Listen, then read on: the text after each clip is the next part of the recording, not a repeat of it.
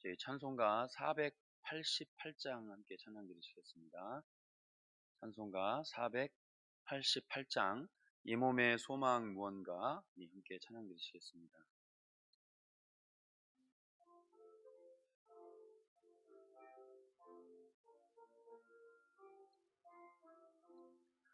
이 몸의 소망 무언가 우리 주 예수뿐일세.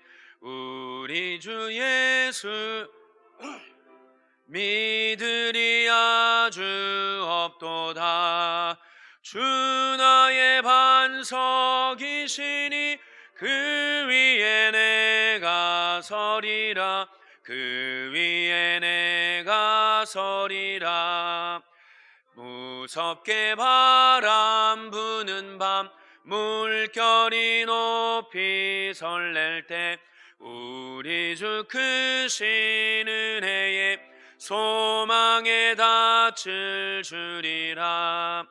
주 나의 반석이시니 그 위에 내가 서리라.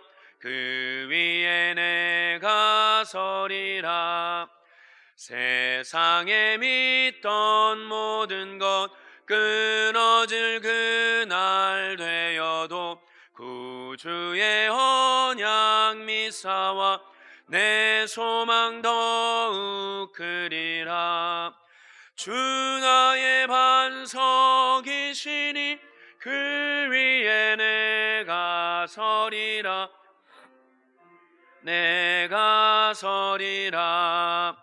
바라던 천국 올라가 하나님 앞에 배울 때 구주의 의를 힘입어 어여시 바로 서리라.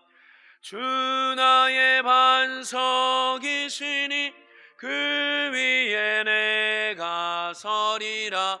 그 위에 내가 서리라. 아멘.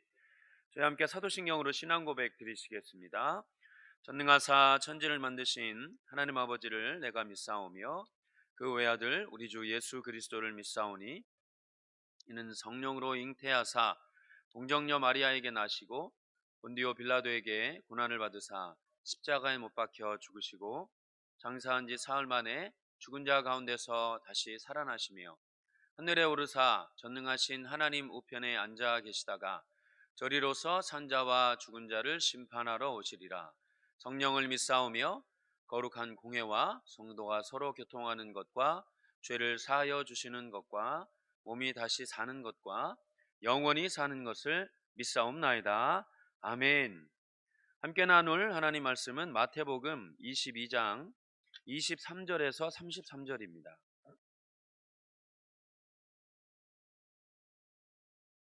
마태복음 22장 23절에서 33절입니다. 우리 함께 하나님 말씀 읽으시겠습니다. 시작. 부활이 없다 하는 사두개인들이 그날 예수께 와서 물어 이르되 선생님이여, 모세가 일렀으되 사람이 만일 자식이 없이 죽으면 그 동생이 그 아내에게 장가들어 형을 위하여 상속자를 세울지니라 하였나이다. 우리 중에 7형제가 있었는데 마디가 장가들었다가 죽어 상속자가 없으므로 그 아내를 그 동생에게 물려주고 그 둘째와 셋째로 일곱째까지 그렇게 하다가 최후에 그 여자도 죽었나이다. 그런즉 그들이 다 그를 취하였으니 부활 때에 일곱 중에 누구의 아내가 되리이까? 예수께서 대답하여 이르시되 너희가 성경도 하나님의 능력도 알지 못하는 거로 오해하였도다. 부활 때에는 장가도 아니가고 시집도 아니가고 하늘에 있는 천사들과 같으니라. 죽은 자의 부활을 논할진대 하나님이 너희에게 말씀하신 바 나는 하나님의 아브라함의 하나님이요 이삭의 하나님이요 야곱의 하나님이로라 하신 것을 읽어보지 못하였느냐?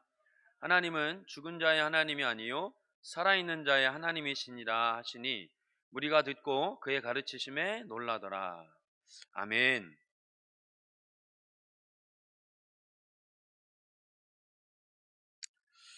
오늘 말씀은 사실 앞에 있는 내용들과 좀 연결이 되는 말씀들입니다. 예수님께 많은 사람들이 찾아와서 소위 요즘 말로 말하면 예수님께 딴지를 거는 그러한 지금 상황입니다.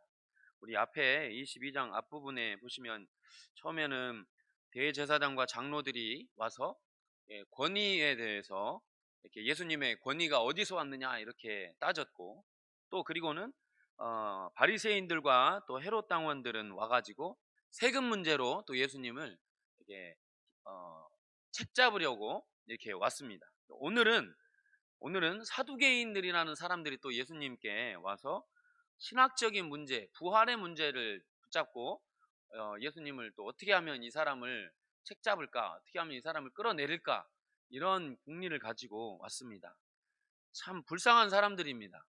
아무리 많이 배우고 아무리 많이 지식을 쌓고 사회적인 소위 잘 나가는 그런 위치에 있다고 한들, 우리 홍민기 목사님을 통해서 말씀을 주신 것처럼 우리는 야곱처럼 발목 잡는 인생이 아니라 축복해주는 인생이 되시기를 소망합니다.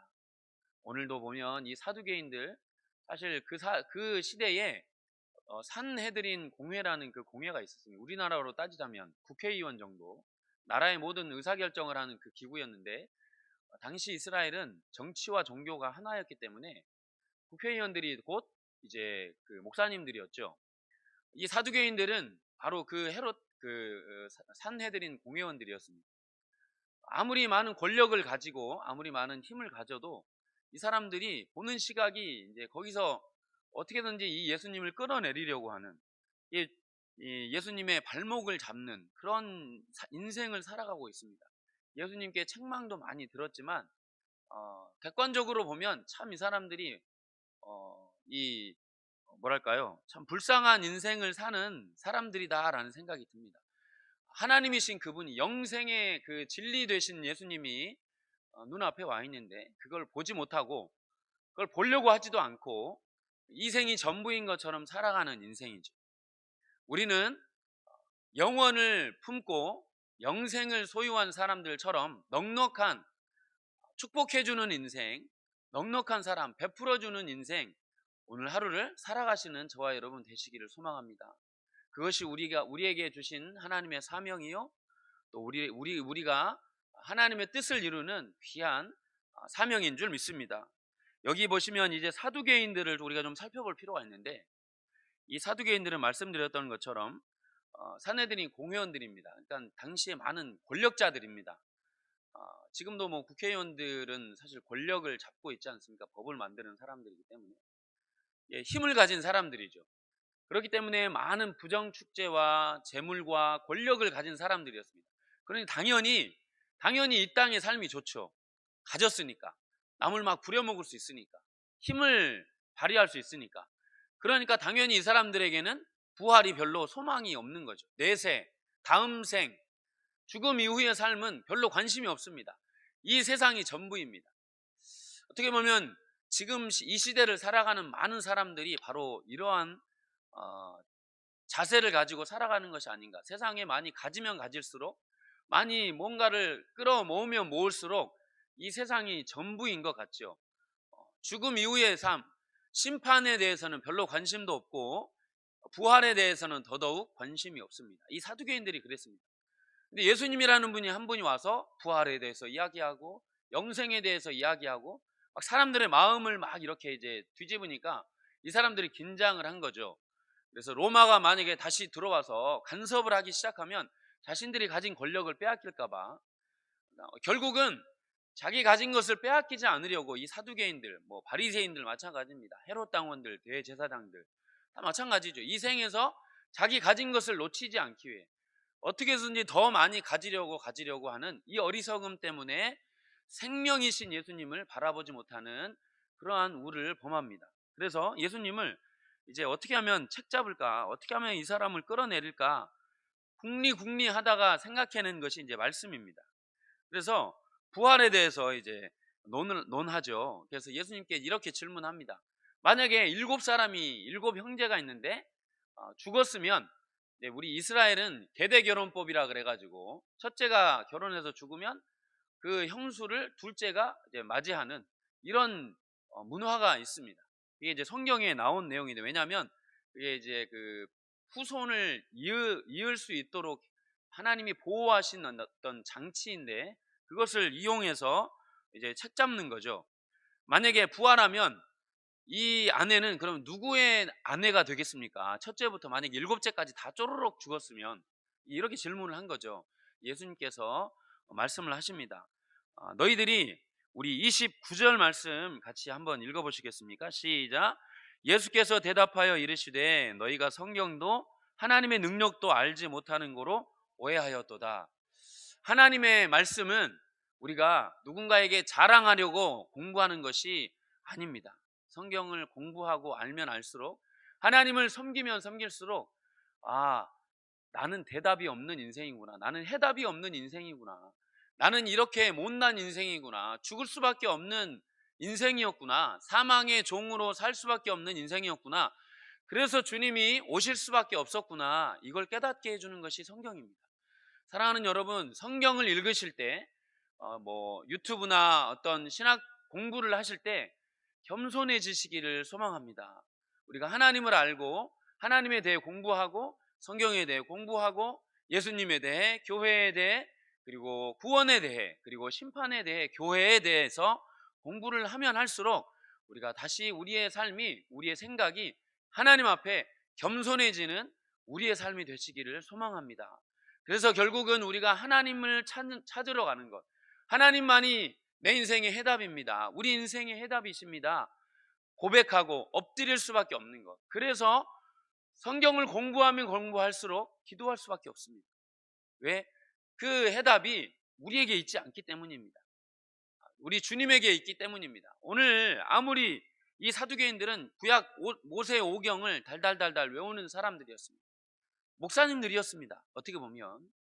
그러나 성경을 아무리 많이 안들 그 성경이, 그 율법이, 그 모세 율법이 이들을 구원해 주지 못한 것을 볼 수 있습니다. 예수님 앞에 다시 엎드리고 그 구원하심을 바라고, 오늘도 우리에게 정말 내 가진 지식이나 내 경험이 나를 구원하는 것이 아니라 하나님, 내 인생의 해답이 우리 하나님 앞에 있음을 다시 한번 고백합니다. 겸손하게 엎드리는 오늘 하루가 되시기를 소망합니다. 그래서 이 예수님께서 말씀하신 것처럼 부활을 말씀하십니다. 모세 오경에도 반드시 부활이 등장한다라고 말씀을 하죠. 32절 우리 같이 한번 읽어보시겠습니다. 시작. 나는 아브라함의 하나님이요 이삭의 하나님이요 야곱의 하나님이로라 하신 것을 읽어보지 못하였느냐? 하나님은 죽은 자의 하나님이 아니요 살아있는 자의 하나님이시니라 하시니, 만약에 하나님이 부활이 없다면 어떻게 말씀을 하셨어야 하냐면, 나는 이 말씀은 어디에서 하신 말씀이냐면 출애굽기 말씀입니다. 출애굽기에서 모세에게 하신 말씀인데, 모세 당시에는 아브라함이 이미 죽었지 않습니까? 이삭도 죽었고. 그러니까 만약에 이 당시에 하나님이 모세에게 원래는 나는 아브라함의 하나님이었고 이삭의 하나님이었다, 이렇게 과거형으로 말씀을 하셔야 되는데, 오늘 말씀에 보면 현재형입니다. 나는 아브라함의 하나님이다. 이 말인 즉슨 아브라함이 지금도 살아있다라는 거죠. 이삭도 살아있다라는 거죠. 영혼까지 살아있다. 부활을 이 당시에도 분명히 하나님이 말씀하셨다라는 것을 사두개인들에게 가르쳐주고 계십니다. 우리는 부활을 믿는 사람들입니다. 우리의 삶에는 매일매일의 부활의 삶이, 그 부활의 소망이 있는 삶이 우리의 삶인 줄 믿습니다. 사랑하는 여러분, 우리의 삶에, 여러분의 삶에 관계가 죽어 있습니까? 아니면 소망이 보이시지 않습니까? 어떤 어둠 가운데, 죽음과 같은 그러한 어둠을 지나고 계십니까? 사랑하는 여러분, 우리가 다시 한번 부활의 그 주님을 바라볼 수 있기를 소망합니다. 아브라함도 자기의 아들 이삭을 바치러 올라갈 때 그 종들에게, 산 아래 종들을 두고 아브라함과 자기 아들을 데리고 올라갑니다. 그때 뭐라고 그때 그 종들에게 한 말이 기가 막힙니다. 내가 내 아들과 올라가서 하나님께 경배하고 다시 돌아오겠다라고 말을 합니다. 그때 돌아온다라는 표현은 단수가 아닙니다. 만약에 이삭을 데리고 올라가서 이삭이 죽으면 내가 너희에게 오겠다라고 하면 단수형으로 말을 해야 되겠죠. 근데 아브라함은 복수형으로 말을 합니다. 내가 내 아들과 함께 올라가서 예배 드리고 다시 내려오겠다. 아브라함의 마음속에는 진짜 아브라함은 이삭을 죽이려고 했습니다.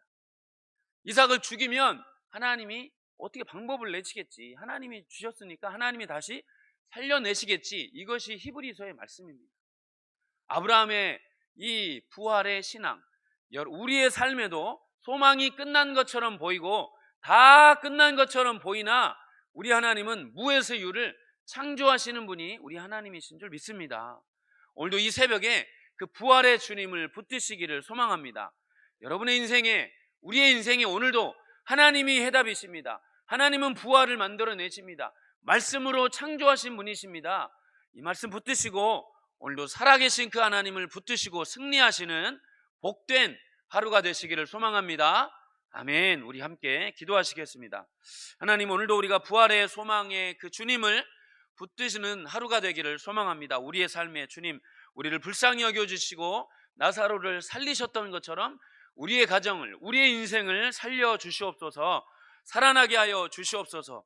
기도해 주시고 또 이 나라와 민족을 위해서 기도해 주시고 특별히 우리 교회를 위해서 우리 원로 목사님 지극히 존귀하고 심히 부한 삶을 사시도록 기도해 주시고 또 우리 담임 목사님 오늘도 새로운 기름 부으심으로 성령의 충만함을 주시도록 기도해 주시고 또 우리 윤두경 사모님 건강을 회복하시도록 기도해 주시고 또 올해 이번 달에 있을 우리 임직 선거를 위해서 교회를 위해서 기도하시고 또 남은 시간 여러분이 가지고 오신 기도 제목 가지고 기도하시다가 평안히 돌아가시기를 바랍니다. 같이 기도하시겠습니다. 주여 하나님